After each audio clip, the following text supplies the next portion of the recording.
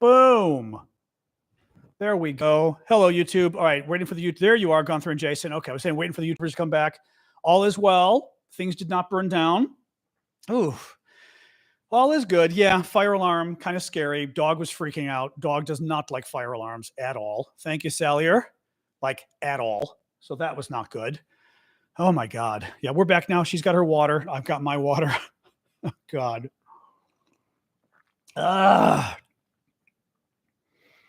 Eat trolls. Eat trolls. Anyway, welcome back, guys. All right, well, now the YouTubers, we're going to have to wait for the YouTubers to figure out where we are. Your dog heard our fire alarm? That's funny.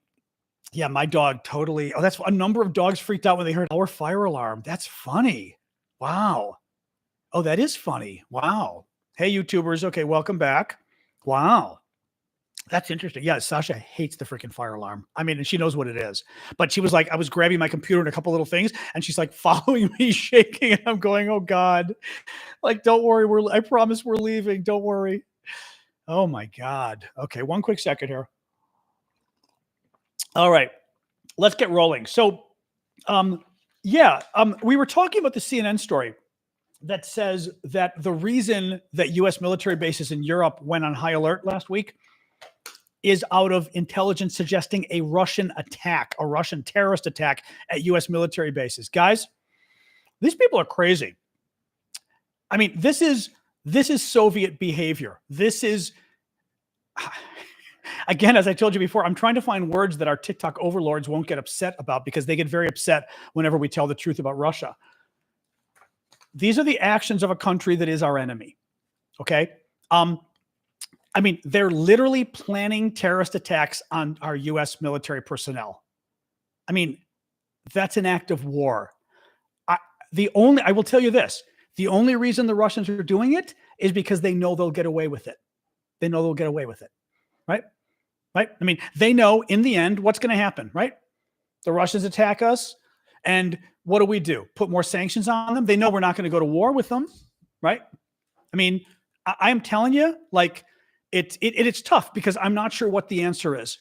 I will say that you cannot let the Russians basically threaten acts of terror and commit acts of terror against the West. And like when I read you that list, Czech Republic, France, like all Poland, all these different places, the Russians did it. You know, these terrorist attacks against the West, and we let them get away with it. It's really, thank you, Salier, for the gift. This is pretty freaky stuff. This is really freaky stuff it's just, and again, guess what? The risk of war with Russia increases to the degree that Russia doesn't think we will go to war. And the Russians think that if they attack us, we'll basically commit terrorist attacks against us, which they have done repeatedly. We'll let it go, which we have done repeatedly. I mean, I hate to say it, but it's an act of war and we should treat it as such. Doesn't mean we go to war, but we've got to find something just shy of going to war. I mean, I almost feel like, you've got to go quid pro quo and tell the Russians, the next time you attack us, we're going to attack you.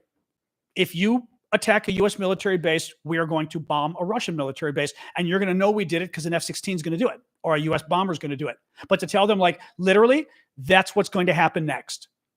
You attack us, if you set off bombs in Paris, then the French are going to set off bombs in your cities, right? But to literally tell them this is what's going to happen.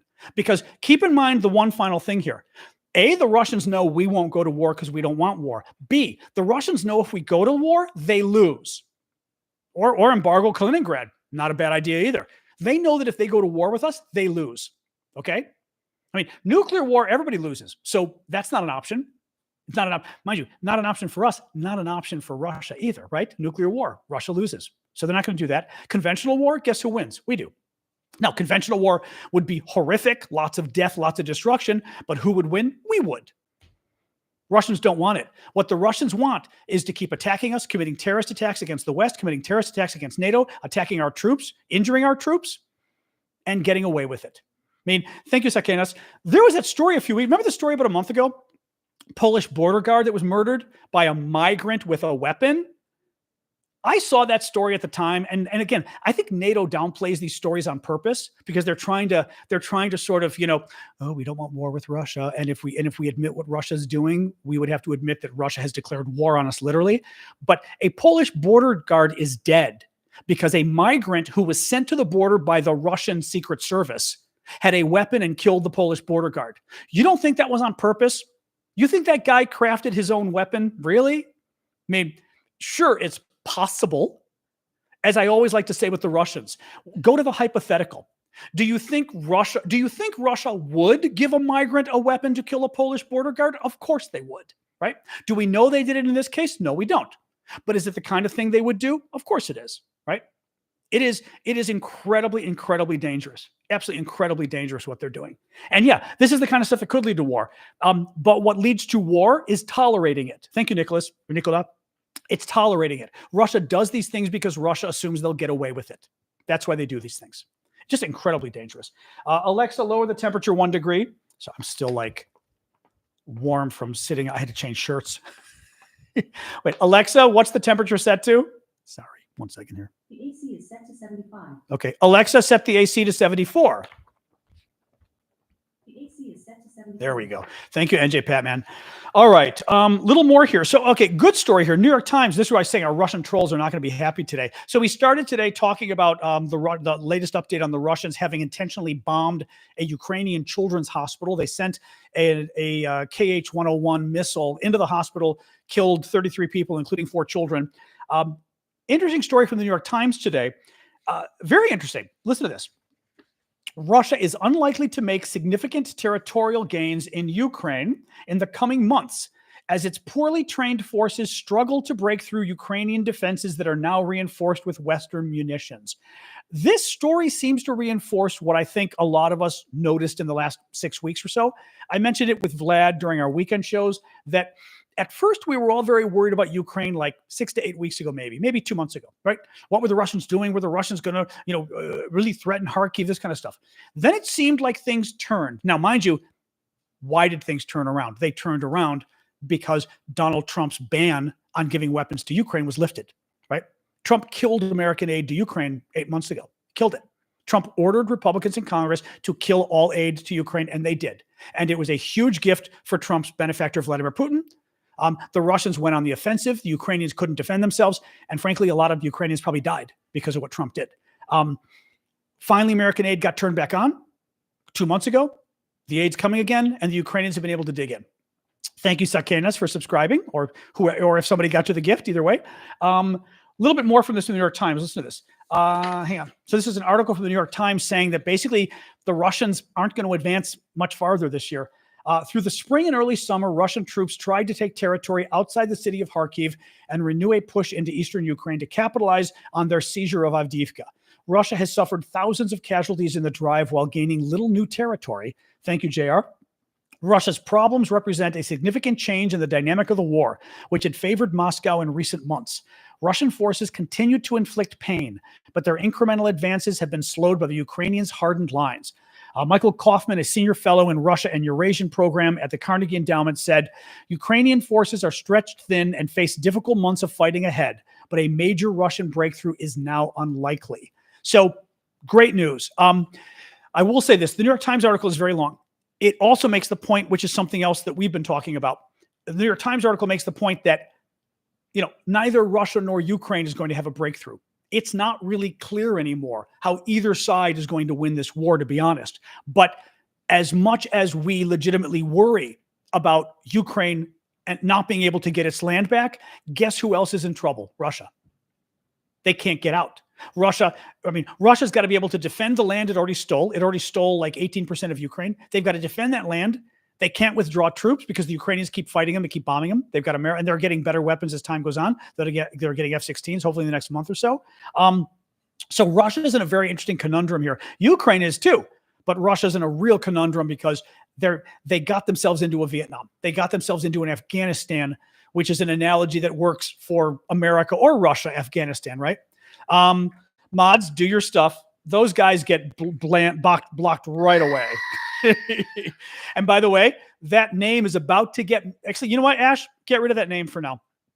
Just put it in the mute list for right now. They're going to pay a price for that.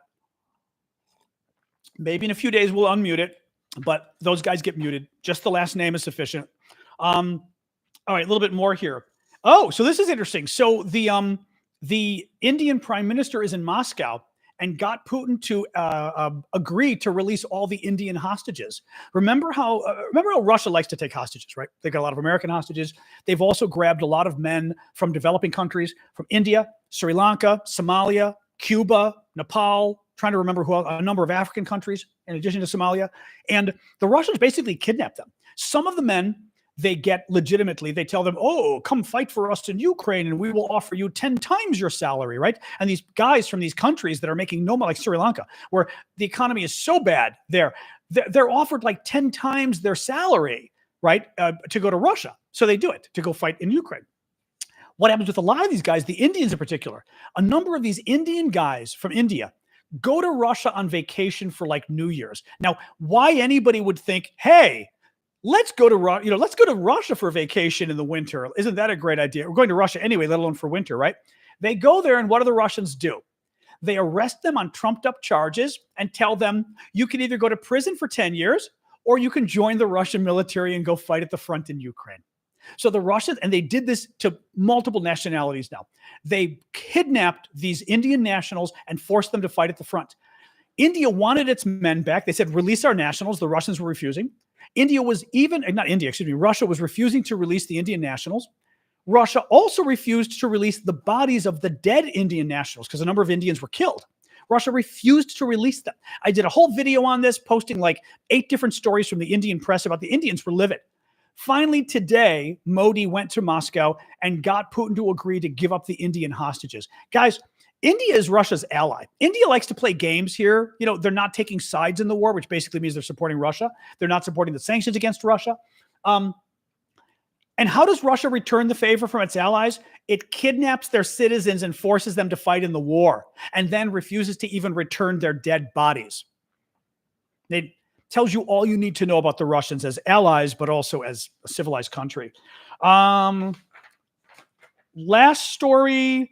A court in Moscow has ordered the arrest of Yulia Navalnaya, who is Navalny's wife. Remember Alexei Navalny, the Russian dissident who Putin had killed several months ago? Thank you, Super Hornet. They're now going after his wife. She's living abroad. She just took a job running, I believe, some kind of human rights group. And they're accusing her of being a member of an extremist group, and there's an arrest warrant out for her if she ever steps back in Russia. I mean, again, they killed her husband because he was a dissident. By the way, dissident in Russia means arguing in favor of democracy. That made him worthy of death, and they killed him. Putin killed him. And now they're going after the wife. Today's show, I titled on YouTube, on TikTok, Russia Behaving Badly. Today's show tells you who the Russians are. It tells you what Russia is. The Russian government is, I should say, as a country. These guys are not our friends. The Soviet Union was our enemy. I got news for you. As Ann Applebaum likes to say, Russia declared war on us. We just don't know it yet. And that's kind of where we are with this. Really sick. Anyway, Robert, thank you for the gifts. All right, guys, keep the gifts coming. We'll open to Q&A. Please keep the gifts coming. As always, I need your gifts to pay the bills. So please keep them coming, TikTok and YouTube. Subscriptions are always welcome too. Please do subscriptions on TikTok and YouTube. You can buy gifts as subscriptions for other people too. So, hi Mundashi. I've been back probably 15 minutes now, maybe. Hey Antelopes, thanks for the tiny diny. Oh, thank you, Sakenas. Anyway, thank you, Linka. So yeah, let's talk. Oh, hey, boy, Zhukmicha. I'm going to call you from Ukraine. Very happy to support you.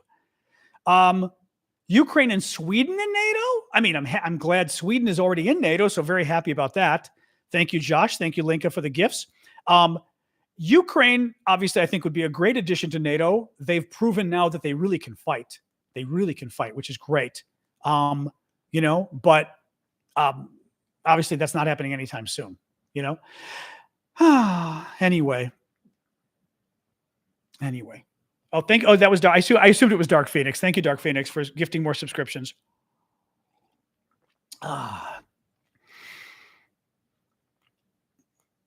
What else here? Now, Gary, let's get to Biden in a second. Remind me, or one of the mods, Gary's question about CNN and Biden. Remind me of that in a minute.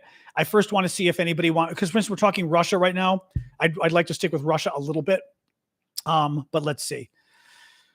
What happens if Russia joined NATO? There was talk about that in the early 1990s. I don't know whether it was serious talk, but there was talk about Russia joining, like it was posited out there.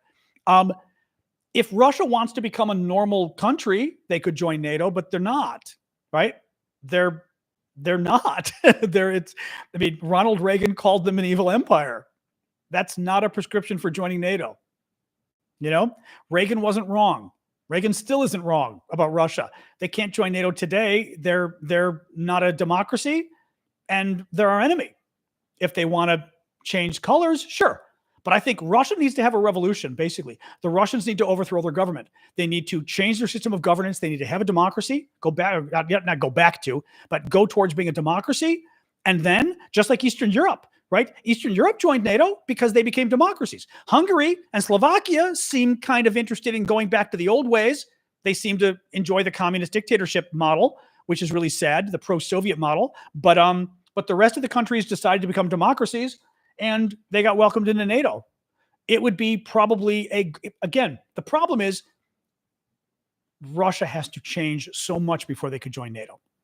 You know, and I don't know, that's in terms of democracy, but also just in terms of acting and thinking like an enemy. You know, I mean, you know, it's bad. I mean, honestly, the best thing that could happen to Russia is Putin gets overthrown and the country falls apart. I mean, but there's a danger in the country falling apart because it's a nuclear country, all that kind of stuff, right? I mean, this was the concern when the Soviet Union fell apart in 1991 or the late 80s, actually, when Eastern Europe fell apart and the Soviet Union, was worrying about nuclear weapons and, you know, war breaking out and this kind of stuff.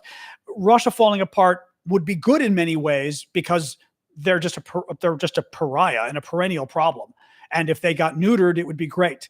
They got neutered when the Soviet Union disappeared, and they could use a few more neuterings, a few more trips to the vet, frankly. But when you do that in a country that has nuclear weapons, it can be very dangerous. So, you know, but in a perfect world, there'd be a revolution and the country would fall apart.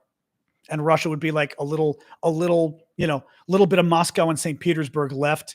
And they can sit there and be the mouse that roared. That's 3 feet. What was it? Fashnik and Buffy. Remember? I'll get you. He's like this tall. They step on him finally. It's like, you know, The Bomb in the Cold War. I am not familiar with that on Netflix. No, I am not. So I've not seen it. No, I did not know about it. I don't know if there's any Russian protesters recently. I mean, they're all in jail probably at this point, you know? I'm not convinced that there will be a revolution in Russia. No. But I think you need somebody like my friend Marion, who watches at night very often, somebody who really is a Russia expert, like that's all they do, that could talk to us about, maybe we can find one to come on the show. Or Marion again, but somebody who just Russia is what they do, and to get them on the show to actually talk about, you know, what is the possibility of revolution in Russia? I mean, they've had some, they almost had one in 2011 or so, but you know, a Buffy philosophy course. I'd love Buffy. That would be funny, actually. That'd be the kind of thing that would get the school defunded, but it would actually be an interesting class, you know? I know all about Havana syndrome. Yeah, exactly. That whole issue too. India siding with Russia. India is playing games. India is being, you know, independent, objective, non-aligned. They're basically when you're non-aligned, when an imperial country invades its neighbor to get its empire back, you're not non-aligned. You're helping the empire. They're refusing to enforce the sanctions against Russia. India is on Russia's side, but they're being very careful about it. But they're on Russia's side. Yeah. And it's pretty shitty.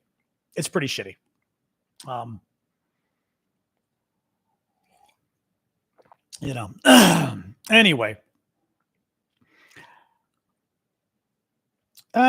I think the Ukrainians actually just got a recent influx of men. Vlad was telling us that, you know, North Korean troops made their way to Ukraine. No, there are North Korean trainers that arrived in Russia, but I'm not quite sure what they're doing. There was a story on that today, but I wasn't quite sure what they were doing. So I didn't want to necessarily mention it because I don't know what the import of it, you know, what sort of the impact of it is. I know Russia set off the fire alarm. Trust me, I thought about it. I was like, okay, that was interesting. We're complaining about Russia, the fire alarm goes off, but no. I think our heating unit on the roof had a little fit or something. The my AC is fine, but the one for the building was not happy. I know South Koreans to train the Ukrainians. Yeah. Oh, maybe the French may be going soon. Anyway, what else? Again, a couple more maybe Russia, Ukraine questions, and then we can always talk a little bit more about Biden again and the election. There's really no news. Actually, there's a little news on that front we can talk about in a second. I think Biden's position has been solidified a little. What else here? What else? Oh, I can start talking Biden if we want. I sort of judge it by what's flowing across the screen. Our Russian trolls will get bored of, although, come on, guys, you're hired to push Trump too. You'll love a conversation about Biden. Do you think Russia will attack the UN and USA satellite or phone towers? I think if they can, yes. Yes, they're going to go after our infrastructure. I think so. China's okay at the moment. China invades Taiwan, and I will. Yeah, someone was asking if I'm going to push for war with China. If they invade Taiwan, I will. Actually, all Americans are pretty united. If China invades Taiwan, America goes to war. You're not going to find a wrinkle. Even the Trumpers, who are insanely pro-America's enemies, even they support going to war with China. At least some of them do. But Republicans overall absolutely support going to war with China. So do Democrats. So yeah. If China invades Taiwan, I will absolutely support going to war with China. Yes. Good question. We'll see. And that's another one of those things where when the trolls ask those questions, it's important to answer it because the Chinese trolls need to hear from Americans that there's going to be war if they attack China, the independent country of Taiwan, that if they attack them, they need to hear that. So that's why some of these questions I do answer, because I want that message out there,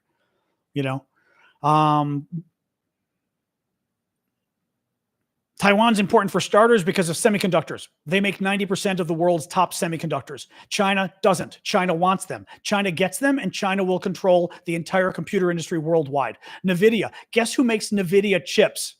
NVIDIA, the big super duper semiconductor computer chip company that's now is taking the lead on AI. It's the talk of the world. It's an American company. Guess where their chips are made?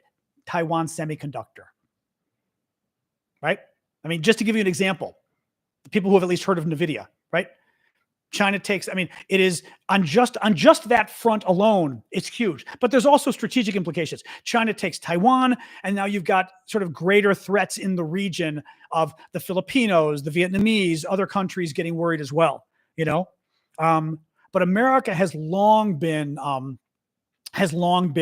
sort of very vocally defensive of Taiwan, but we've tried to be careful because we don't want to piss off the Chinese, and the Chinese basically have always got to stick up their butt about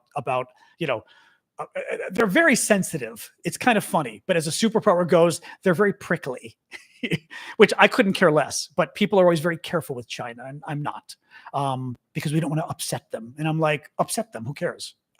Let them learn to live in the world with everybody else, There are Chinese troops in Belarus. Big Chongus asks, China did some military exercises with the Belarusians today. I thought it was a little weird, like why the Chinese troops are doing military exercises with Belarus and Eastern Europe. A little weird, but they are. Yeah. I'm not sure I care, because especially like the Belarusian military, who cares? But, they're being obnoxious. They're just being obnoxious. Well, China and Winnie the Pooh. Yeah. There's a very funny, a tired guy mentioned, there's a very funny sort of story out there, or not even a story. It's true. The Chinese government, China is a communist government. They're a very bad, evil communist government. It's a brutal dictatorship, in addition, the, Xi, who's the premier of China, I don't have his picture because I've got like my iPad and my phone and everything using for the broadcast today. Thank you, Hariam. But Google Xi, XI is his name, and Winnie the Pooh. Winnie the Pooh, I don't know do you guys who aren't Americans know who Winnie the Pooh is? Like the Europeans know? I don't know if the Europeans know who he is. But Winnie the Pooh is a bear. He's a bear, but famous in American like kids stories and things like that. Well, Google Xi, XI, and POOH, and look at what comes up. The Chinese dictator looks like Winnie the Pooh. And he really does. He's got this kind of fat face with the cheeks and the eyes. And oh my God, they get so upset when you compare him to Winnie the Pooh. And people put pictures out there. Oh my God. But he does. Vicky says he does look like it. That's what I mean. Google it. It's hilarious. But Google Xi and Pooh, XI and then space POOH. And because you'll pull up, people have done this before. You'll pull up side by sides. It's the funniest damn thing. But they ended up like banning Winnie the Pooh because he was so pissed off at the comparisons. And actually, I mean, it's kind of funny because who cares, right? Winnie the Pooh is not exactly Winnie the Pooh. I know. Russell, I was willing to risk it. I figured if they ban me for Winnie the Pooh, then we've got them, right? But it is kind of funny because, like, what a stupid thing to compare you to Winnie the Pooh. I mean, again, this is where I said I think the Chinese government has really thin skin that's kind of bizarre, right? I mean, thank you, Remy. Imagine the rest of, like, who would care? If you compared me to Winnie the Pooh, why would I care? I'd be like, okay. Honestly, Winnie the Pooh's kind of cute, right? Like, who cares? Who did write Winnie the Pooh, Jeff? Jeff said it was written by an Englishman. Who did write? Oh, A.A. Milne, I think, right? I think it's A.A. Milne. I think. A.A. Milne, that's right. Thanks, Paula. That's what I figured. Yep. Do I think China will try to go after Taiwan after the 2024 elections? The thinking is among defense people that the Chinese may not be ready for 3 to 4 years to attack Taiwan. And in that time, we are hoping to have beefed up Taiwan enough and beef up ourselves enough to defend Taiwan. But the thinking is they're not ready to attack yet. They're not to attack yet. I see. Thank you, Ashley. But I was going to comment on that troll just because it made me laugh. I love when the trolls, again, you are full of exaggeration. Dude, you are so going to the gulag for that sentence. You are full of exaggeration. It's like, but I love because the trolls try to be American and they literally try to pretend they're American, but they can never speak English correctly. And it's the funniest. And again, we're not talking immigrant American. They always pretend to be like redneck American. And they always like, you are full of exaggeration. I mean, you can literally hear the accent as they're writing. You are full of exaggeration. Anyway. What else we got? A dam broke in Hunan, Rose says. 6,000 evacuated. Okay.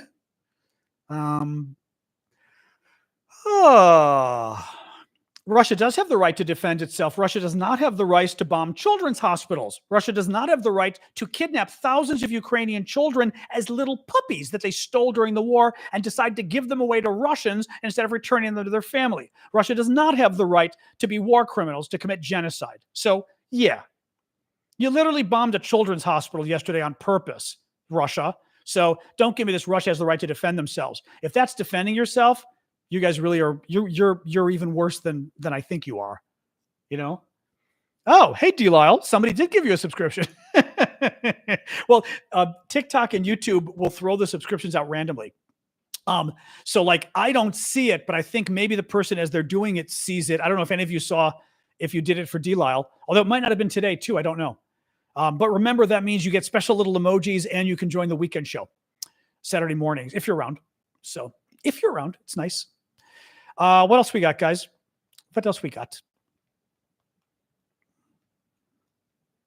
I don't know. I haven't paid enough attention. Deemer is asking about Hezbollah in Israel. Hezbollah is the terrorist group in southern Lebanon that unfortunately has been causing all sorts of hell with Lebanon. And they're sort of gearing up for war with Israel, or Israel's gearing up for war with them as well. I've not paid enough attention. I mean, I pay attention, like I know that's been the concern of the last week, but I don't know enough about what's going on. Baker, what are the weekend shows? Saturday, pretty much every Saturday morning. I say pretty much because occasionally it's canceled for some reason, but pretty much every Saturday morning I do a special show at 11 a.m. Eastern time. So that's Washington, D.C. or New York City time. That's me.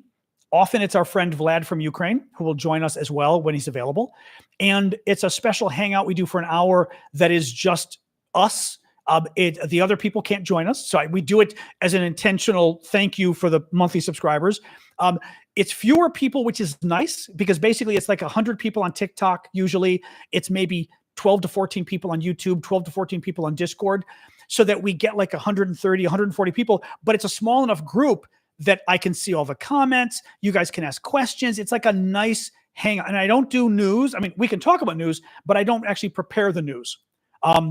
so that it is literally this. We hang out, we talk. Sometimes we just talk about food and recipe. I mean, we talk about everything, but it's meant to be a more personal hangout where I can literally see all your questions and everything else. Robert, I am not doing any side work for think tanks in Washington, but I would gladly do it. I have done side work for time, I've worked 30 years in Washington, so I've done a lot of other work with a lot of groups in town. Not doing anything right now, but I would love to. I think it is a war of attrition at this point. User 0135. I think it is. Yeah. Now, whether that favors Russia, I mean, yes. Okay. You know what? The war of attrition okay. First of all, war of attrition. War of attrition is both sides are stuck in essence, and they're just killing each other. They're not really advancing. They're just killing each other. And is it attriting? I forget how to say the word. I've asked you guys this before and I forget. They just are slowly killing each other, but they're stuck. I think wasn't World War I like a famous war of attrition, as I recall, for those of you military experts out there. And that kind of is where they are right now. It's not clear how Ukraine gets its land back. It's not clear how Russia gets any more land back. And it is not clear how Russia hangs on to the land it's got without losing a lot of men. Okay. And keep in mind, Russia's not just losing men. Russia has significant economic sanctions. Maybe Russia is surviving in spite of those sanctions, but those sanctions are having an impact. 500,000 Russian men have been killed or injured by this war. That's 500,000 men either dead or severely injured, right? Missing limbs. I mean, limping, missing a foot, right? I mean, that makes a difference. I think well, first of all, I guess it depends. First of all, okay, interesting point. Joshua and some others said attrition favors the defending side. Who's the defending side in this war? Is it Russia or is it Ukraine, right? Russia is trying to get more land from Ukraine. That makes Ukraine defending. Ukraine is trying to get the land back from Russia. That makes Russia defending, right? Netlin, I do have a very good recipe for pasticcio. Yep. Remind me later on Discord. Are you on Discord? I don't recall. If you're on Discord, I'll share it in the food section there. If the mods or somebody reminds me later. Well,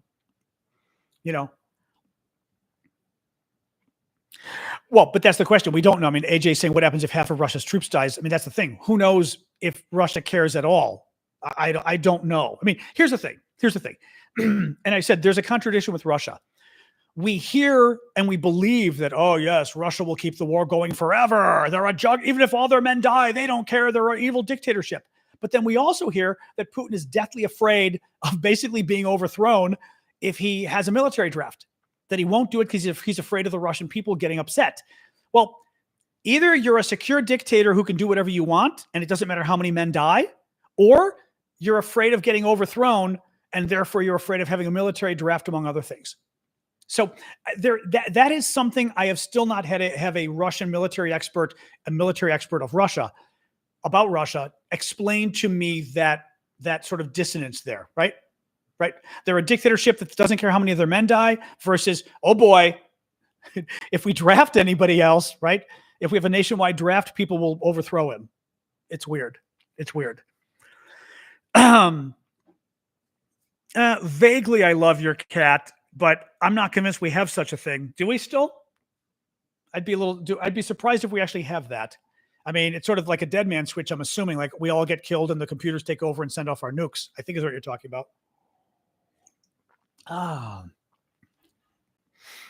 How's my president doing? I don't know. Not a convicted felon. Didn't rape anybody.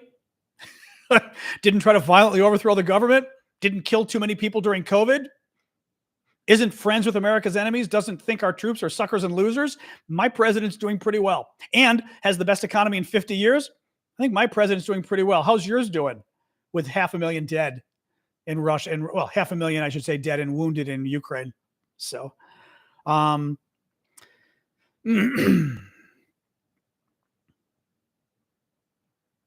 correct. John Piper says 1 million men left Russia in fear of the draft. Correct.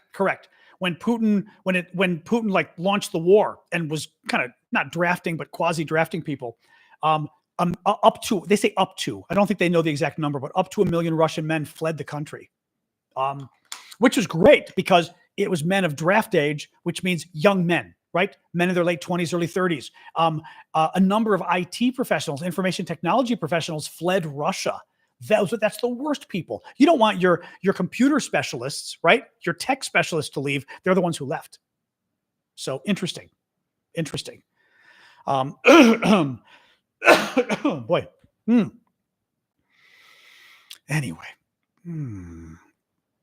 Oh, you're taking a timeout. Hello. Goodbye. The dog is here. She's resting, I think, in the other room. Yeah, she's resting. Poor thing. Somebody asked how my dog is doing. The dog is asleep in the bed on the other side of the room because the fire alarm went off. And she freaked out. I was not happy, but she freaks out when the fire alarm goes off. So she was like shaking and everything. And now she's like laying down, just kind of like, oh God. So not very happy. They do, Julian. Yes. Some people do think inflation is only happening in the US. But again, that's Democrats' fault though. Inflation was a worldwide phenomenon after COVID. Guess who helped make COVID worse in America? Donald Trump. He ignored COVID. He and his MAGA party convinced people not to take the vaccine, right? From day one, Trump said COVID wasn't a problem. It was going to go away in 2 weeks. It wasn't real. Bullshit from Trump about COVID, right? But secondly, the entire world suffered inflation after COVID because COVID had so screwed up the world economy, people retiring, all that supply chain stuff, remember? Important thing to remember. Under Donald Trump, we couldn't buy toilet paper, guys. I remember going to the store. I couldn't buy bleach under Donald Trump. And at one point, we couldn't buy toilet paper. So it was like the freaking Soviet Union at one point. But the problem is Republicans have sold Americans on the concept that, oh, America was unique, right? In sort of how it dealt with COVID. Like no one else suffered like we did.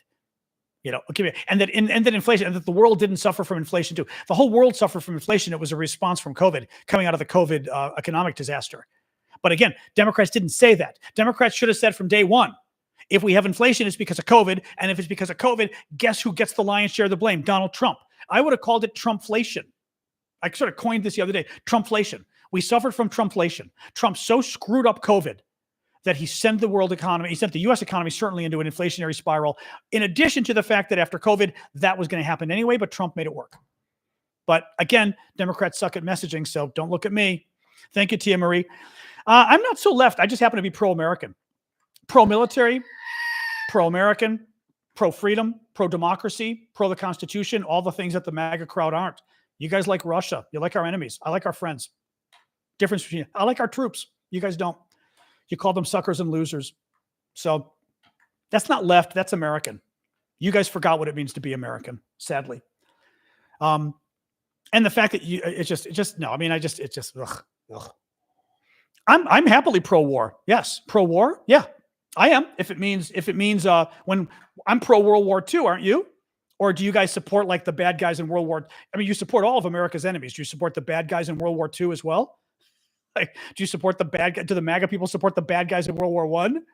I mean, yeah, I'm pro-war when it's necessary. Hell yeah. Thank you, Angie. Because if you're not pro-war when it's necessary, you're going to get a war. That's what's going to happen next.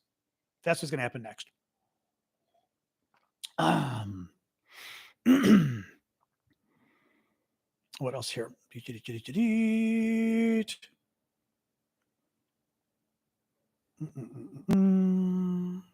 Sorry, Alec was just mentioning a little bit of the World War I attrition. In World War I, the Western Front, thank you, Angie. In World War I, the Western Front, Italian Front, and the Balkan Front were mostly a stalemate. The Eastern Front was mostly mobile until after Brusilov offensive. I've not heard of that. Then came the revolution. Okay. Obama should have done more, Martin, about the Crimea invasion. Part of the problem back then, Angie, you're on a roll today. Thank you for I do love those gifts. I think that's one of the coolest ones because it looks real. It basically has like flowers growing out of my head. Yeah, there we go. Isn't that? And you shake your head and it moves, which is even weirder. It's this flower thing, and you go like this, and it throws the flowers back and forth. It's so cool. Oh, thank you for that. Thank you, Christine, as well for the gifts. Oh my. Oh, Derek, go to Russia. Anyway. Oh, la, la, la, la. What else we got, guys? What else we got?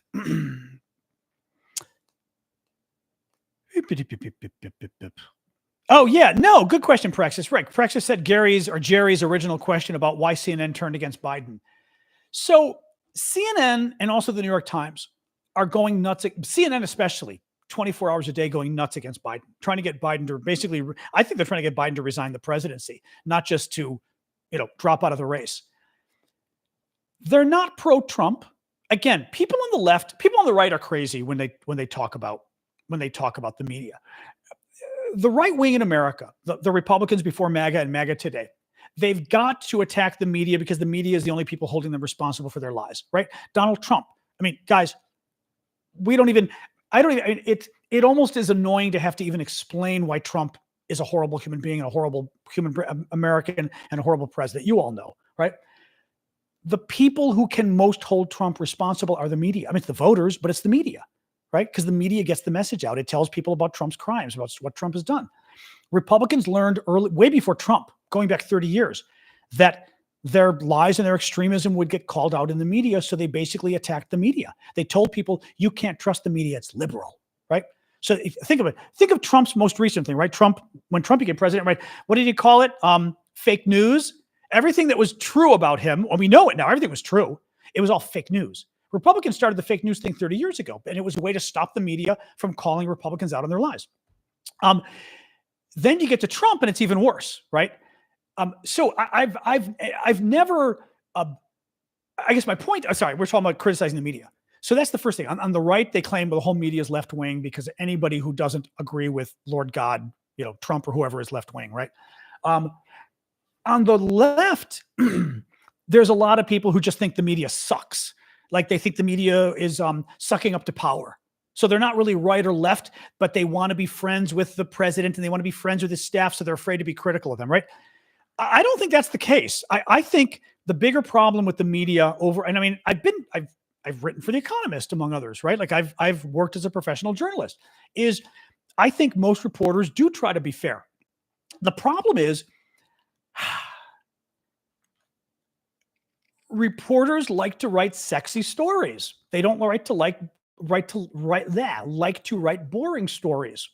My mom said years ago she watched Walter Cronkite give an interview, and Walter Cronkite was a famous American journalist, probably to this day still the most famous American journalist. Maybe Walter Cronkite, or the most respected, I think, in the last 100 years, maybe.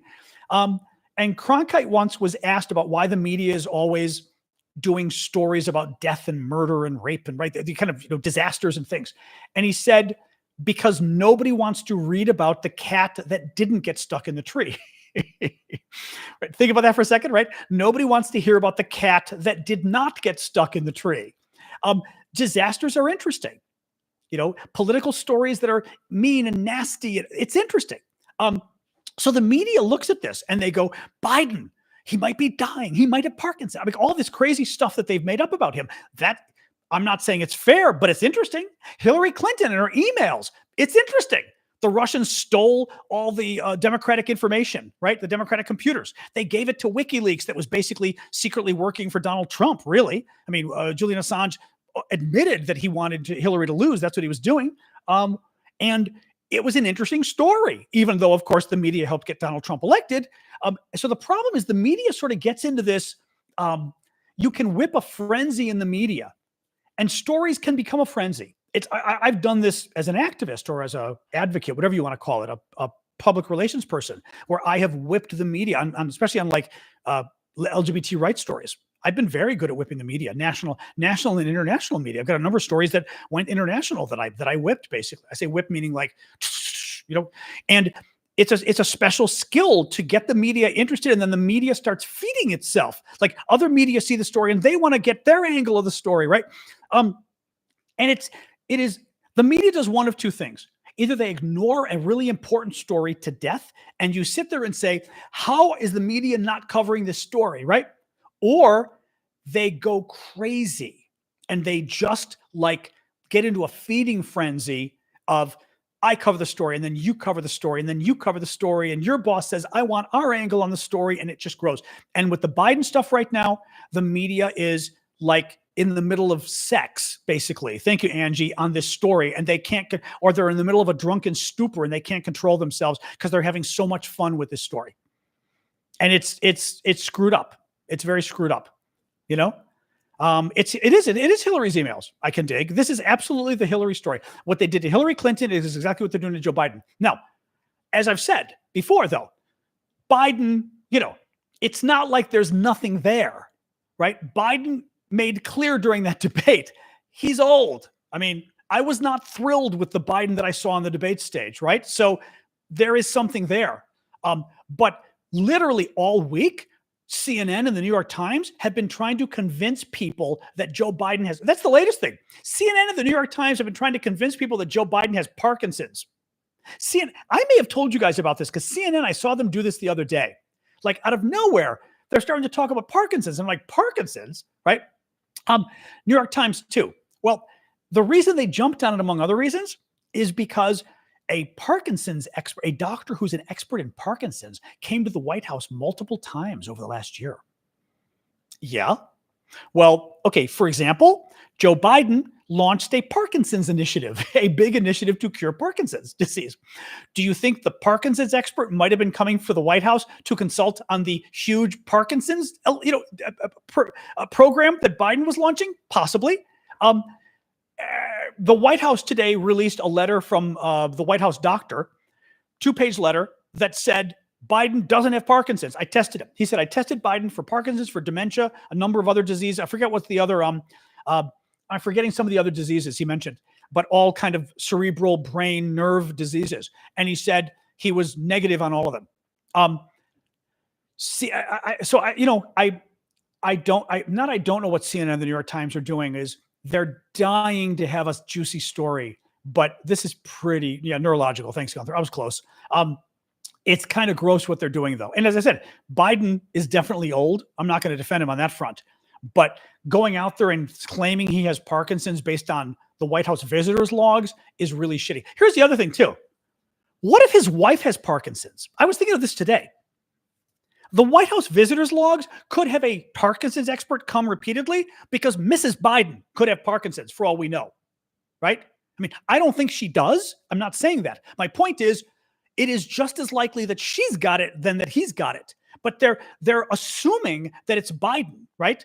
I mean, and by the way, if it was the first lady, of course they wouldn't want to tell people. Like I could see them not wanting to tell people, right? But I mean, or someone, it actually could be someone on his staff, though. What if it were a senior staffer? It could be. If it was the chief of staff, could be too.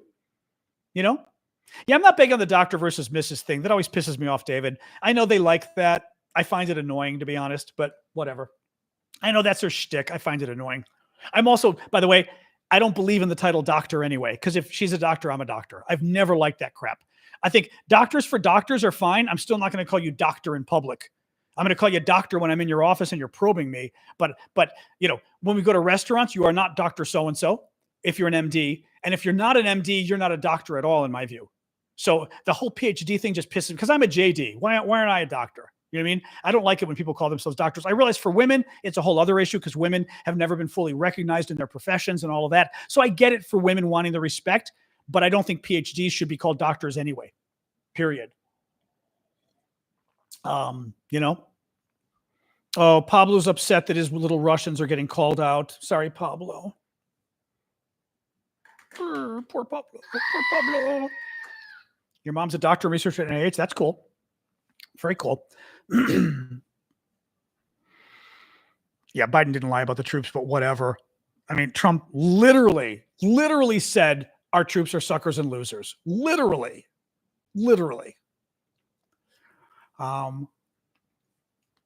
Anyway, I think it's pretentious as hell to call yourself doctor. First of all, like I said, even in public, unless you're my doctor and you got me naked in the room, I'm not calling you doctor. Right? I'm not like, oh, doctor. I mean, meaning like people used to do that at restaurants. They would make reservations as doctor. And I get it. Like back then, 20 or 30 years ago, it was a thing. But today, I think it's pretentious. And again, if you're not an MD, you're not a doctor. Like that's a cute little thing people with PhDs got away with. Well, got news for you. You know what I mean? My degree took 4 years of graduate school as well. So, like, You know, yours took 5. Okay, whatever. But, you know. Oh, that's a good one. I'm loving with the Russian trolls are here today. You are a liar, L-Y-E-R. L-Y-E-R. Oh, bravo. Does that mean that I like lie? Of course, he's not going to get the joke. You're a liar. You bleach clothes in an old-fashioned way. I did not see Biden's speech today. I saw people saying it was good. But sanitation doctor.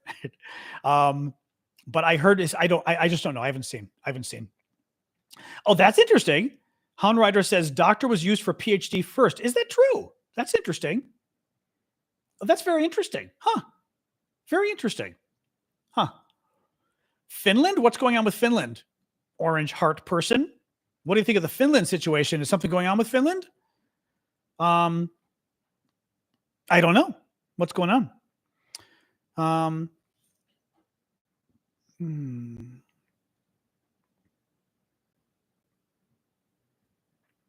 Beep, beep, beep, beep, beep, beep, beep, beep, beep, beep, beep.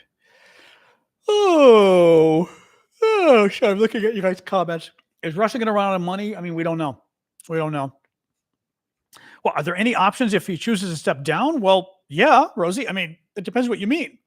I mean, if Biden steps down as president, Kamala Harris becomes president. That's the way it works. If Biden steps down as the Democratic nominee, it gets more complicated.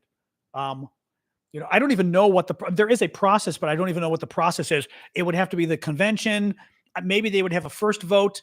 And then my guess is at the convention, they have a first vote. And then if nobody wins, so to speak, like in this case, Biden's not going to be the guy, then it may free up the electors.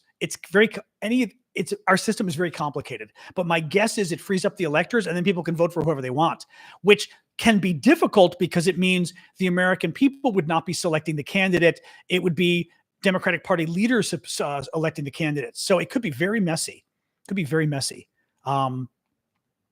You know, in Germany, if you're two doctors, you're doctor. Is that actually true or no? You're being funny, Gunther. I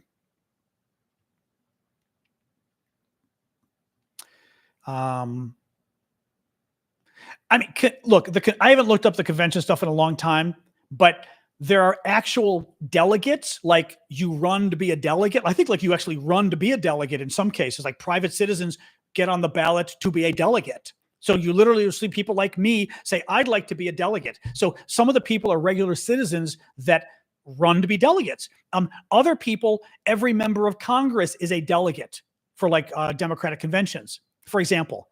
Beyond that, I can't remember who else, but I remember every Democratic member of Congress is a delegate, for example. I said beyond that gets a little more confusing.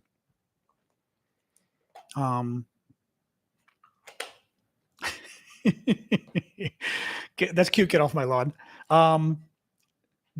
Well, the question, Julian, becomes what happens with actual delegates, though. If they can't reach to vote, can the regular delegates, actually super delegates are the elected officials, for example. Regular delegates are the people who, you know, are tied to a candidate. But if that candidate dies, for example, can the delegates who are the elected delegates not vote for anybody? Maybe. I mean, that's what I'm saying. This stuff is super complicated. I just don't have all the delegate rules, you know. Damien would know as a nominee dropped out of this far into the race. Damien would know. I'm trying to think. I mean, Roosevelt died, but I don't remember when he died in terms of the elections. I don't know if anybody's died this close to the race. I don't know that Alexa can answer that question. Alexa, have any American presidents died during the primary? She's not going to get it. From Brunch.com. While there have been a handful of U.S. presidents who have died while in office, the majority have died after leaving their post. Well, we know a few of them died in office, but between campaigns. Alexa, how many presidents died in office? Let's see, she mentions them. There are 8 died in office presidents.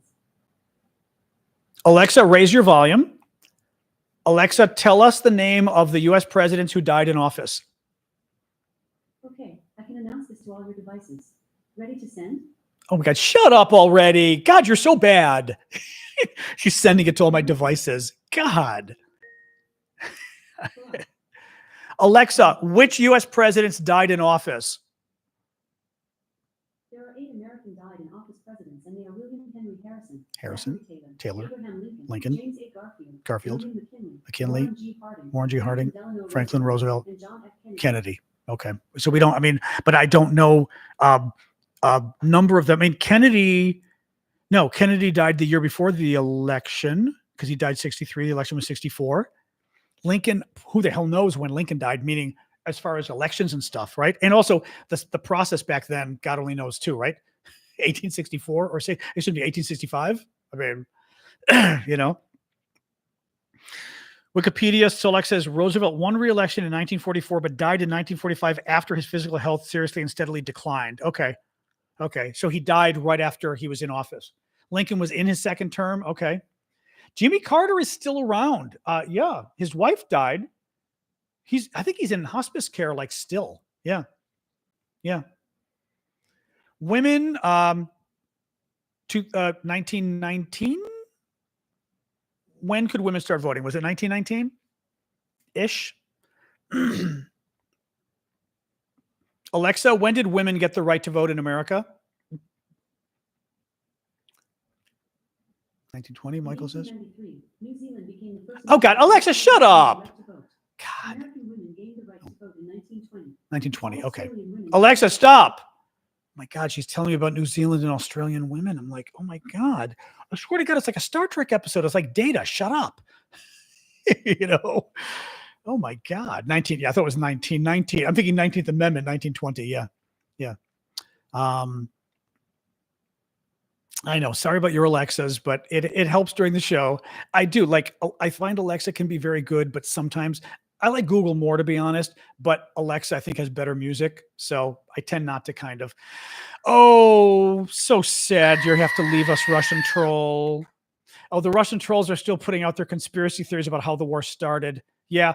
Well, of course, I understand why the Russian trolls get pissed off in Ukraine, because the Ukrainians rose up and overthrew a Russian puppet. And the Ukrainian people rose up and demanded he resign, and then the parliament removed him from office. By the way, all totally legal and democratic. You see, Russia, what you don't understand is in democracies, there's actually a democratic process for removing leaders.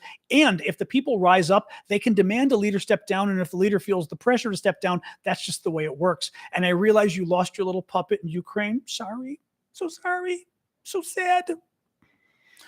But that's still not an excuse to bomb a children's hospital and to kidnap thousands of Ukrainian children like they're little puppies because somebody overthrew your dictator. So they are very bad. Yeah. The Russian trolls. Now, having said that, the bad Russian trolls are bad. We don't recognize the good Russian trolls. You know what I mean? It's always possible there's some Russian trolls out there that are among us. We don't know who they are because they're not the bad ones. They're the good ones, meaning they're the ones who do it well. Right? We only recognize the ones who don't do it well. It doesn't mean that they're the only ones. Keep that thought in mind. I don't know, Alec. I couldn't answer that question. Maybe somebody else has some suggestion. Who are the top U.S. presidents throughout history? I have no idea. I mean, I'm not a historian in that sense. I don't know. Maybe if other people have a sense. Steve, you were there when Yanukovych fled the country. Oh, that's interesting. Well, complicated, Rigid. Rigid says, why doesn't Ukraine just bomb inside Russia? They do some. They use their drones. I think a large reason is because the West has told them not to, right? The Americans got pissed when the Ukrainians were using drones against Moscow. The Americans got pissed and told them to stop it.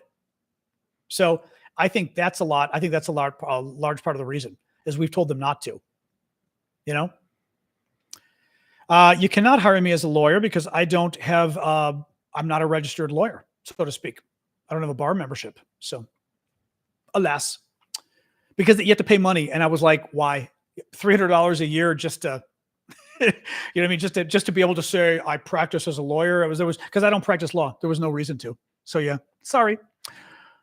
I don't know about most, but a lot do.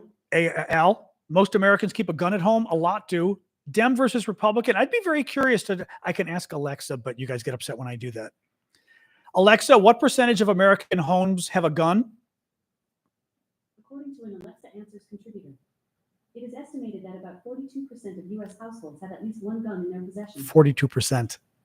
42%. Wow. I do not. I probably shouldn't answer that publicly.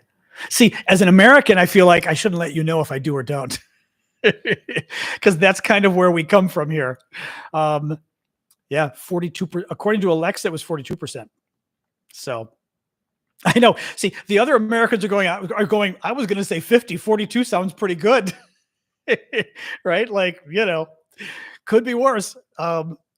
So, oh boy. Yes, they did actually, Jono. I didn't mention this, but Jono says the news says Ukrainian drone strike a Russian oil plant the other day. They did. There was wonderful video. I didn't mention it because there was so much news today. There's wonderful video out there, daytime video of a Russian oil plant on fire. And I mean, it's on fire. Like clearly the Ukrainians caused some real damage at this oil plant. So yeah, really, really good. I mean, good one. Very good one. Oops. All right. I've got to tell TikTok I'm a real person. There we go. There we go. Thank you, Running, for the tiny diny. I'll do actually 1:45 here. I'll do a last minute push here for gifts before we go, guys. We've been doing this for an hour and 45 minutes. Thank you, Lorraine, by the way. Thank you for running for the gifts. Fun about being a news anchor. I would enjoy it probably, I think. I've never done it. I mean, I've done radio before and I was good at it actually. I had hosted once for a friend's radio show with Sirius when he was on vacation. And their program director, I did his show for a week and the program director came down and goes, I have to admit, I thought you were going to be really bad. He goes, you're really good at this. And I was like, I told him, I said, hire me. So, but I've just never come across the job. You know what I mean? But I think I enjoy TV. TV is weird. I will tell you, I've done a lot of television. Thank you, Suckiness. And I've never been to Knoxville. No. TV is strange because it's not real. You're in a room. It's not like I like theater, like drama. Theater, when you're with an audience, is I did in high school, a lot of fun. Or public speaking, I've done a lot of public speaking. That's fun. Like I like working with an audience, and you guys are difficult as an audience because you're writing. So it's not like you're in the room laughing at my jokes or something. The danger there is when they don't laugh at your jokes, then you're kind of going, oh God. But when they're laughing at your jokes, it creates like a great rhythm and stuff. TV is the opposite. TV, you're in a room alone. There's at worst, you're in a room by yourself. Like when I'm a guest on CNN, sometimes I'm in a small room by myself, literally the size of a closet almost, or a bathroom.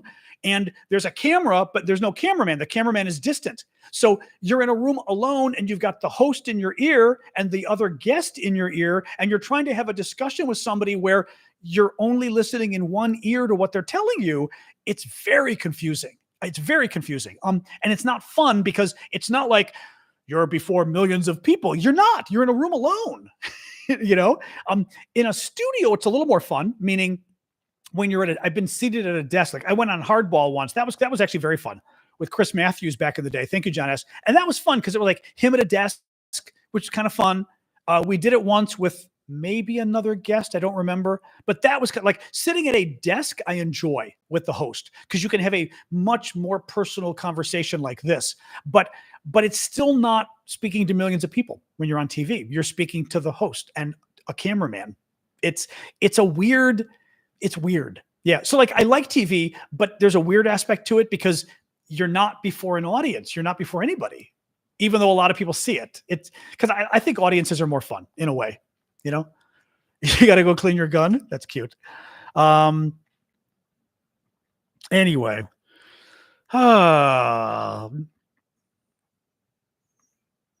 All right, guys, I think I'm going to call it quits. I'm not going to do a summary because we've been going for an hour and 50. Well, we haven't been going an hour and 50 minutes. That's true. We had like a 20-minute break with my fire alarm, but still, that means we've been going an hour and a half now.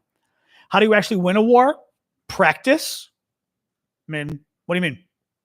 I'm not sure what you mean. I mean, I'm being funny, but we won World War II, right? We won World War I. I mean, Grenada. The Falklands, the Brits won. I mean, people do win wars. How do you know that you've won? Well, depends what your goals are, right? I mean, I think each country getting into a war should know what its goals are, right? Putin knew what he wanted to get out of Ukraine. Now, Putin wanted all of Ukraine, so he didn't win in that sense. Putin thought he was going to get the capital. He was going to put a puppet in charge. He was going to grab parts of Ukraine. He didn't get that. He was able to grab parts of Ukraine. So the question becomes, can Putin claim victory to the Russian people? I think he can. Even though he lost a ton of people, 500,000 men, he was able to steal chunks of Ukraine. That looks good to a Russian, I would think, right? But World War II, defeating the Nazis and defeating the Japanese was the sign of victory. And all of us did, but that was a very clear-cut goal. And when they surrendered, right, World War I surrendered too. They surrendered and they stopped fighting. That was a very clear-cut victory, right? Or as Rumpel says, armistice or surrender. But you don't always get that. In Ukraine, Russia has gotten a lot of benefit. Has Russia won the war? No. Has Russia gotten enough out of the war? I think so, and that worries me because I don't want Russia to sit there and say, this was worth it, let's do it again in 5 years, or let's invade another neighbor because in the end, right, I'm Putin, I'm a dictator. In the end, I lose 500,000 men, but I'm a dictator, I don't care. And I'm able to take a chunk of Poland. I'm able to take a chunk of, Estonia. So that worries me, or Latvia, or Lithuania, whatever. Well, Estonia. Well, actually, they want to grab Lithuania and Poland is what they want to grab. Actually, that's a whole other question. We've talked about that before. A corridor in southern Lithuania and northern Poland. All right, guys, let me go. As always, we're getting to that point where I can feel my voice being like heavy. But thank you for joining us. I know today was a crazy day with my fire alarm, but things are better now. So. Ooh, crazy day. I will see you guys tomorrow. What is it, Tuesday? Yep. So remember, we do this every night, Monday to Friday, 6 o'clock Eastern time, US. Thank you for the gifts, guys. Thank you, mods. I don't know if today was troll crazy. Actually, I think the trolls may not have come back. They were kind of trollicious, like delicious at the beginning of the show, but I don't know whether, were they, Ash, were the trolls like insane today or not as much? Kinda. I've got to put more auction stuff up. I just haven't done it. I've got like a ton of it in my entryway. Actually, tomorrow, let me grab the auction stuff and put some off, sabotage to critical infrastructure. I did not see anything recent, but I'm not surprised. This is what the Russians do, sadly, All right, guys. See you, Jono. Yep, I'll see everybody tomorrow, 6 o'clock Eastern time, US. That's 6 o'clock Washington, D.C. or New York City time. We talk about the war in Ukraine. But as you can see, we talk about politics. We talk about Biden. Oh, and I see somebody just threw 5 more gifts. Was that Blue Ariel again, or who did that? Somebody just threw 5 new gift memberships for a month. Mary, Rhonda, David, Edgar, Bent, and Beto. All of you got a gift membership. Dawn, thank you, Dawn. Dawn did that. That means for the next month, you guys can join our show Saturday morning. That is just for the paid monthly subscribers. And then after a month, you can keep doing it if you want, but it's a free month of the membership. You get special emojis too, but honestly, the 2 most important things are your help supporting my work, which helps me a lot because I do this for free, but I do it full time. And you join our weekend show, which is kind of fun. Thank you, Louisa. And actually, I've been saying I want to do more. I did one last week too. I need to do more subscriber only shows, like just kind of occasionally. We may even, the second debate, I may do it. Let's see. I don't want to cut the rest of you out, but the next presidential debate, I may do subscriber only because I've got to do something to thank people who are paying the subscribers. You know what I mean? Thank you, Pamela. So let's see, but I don't want too many things because at the same time, I don't want to cut the rest of you out because not everybody can afford it. And some of you buy gifts too, which is, some of these gifts are worth a year or two of subscriptions, but there's no way for me to do that because of the way the technology works. So anyway, during the conventions, I hate the conventions though. We can, but God, I hate the conventions, Andrew. They're so boring, maybe watching Trump's speech, but oh God, I can't have alcohol because it's Twitter or TikTok. Watching Trump's speech. Maybe watching Trump's speech would be a good subscriber show because I don't think I could handle all the Trumpers coming into the show. I don't think Ashley and Manda could handle all the Trumpers coming in and Big Hawk and everybody else. But all right, guys, let's call it good night. I will see you all tomorrow, 6 o'clock Eastern time, US. We'll do another show. All right. You can handle it. All right. All right. Thank you, guys. No, that's okay. Love it. Appliance. I appreciate your guys' help. So don't worry about it. Appreciate you guys just being here. All right. Thanks, guys. Have a good night. YouTube. All right, TikTok. Boom.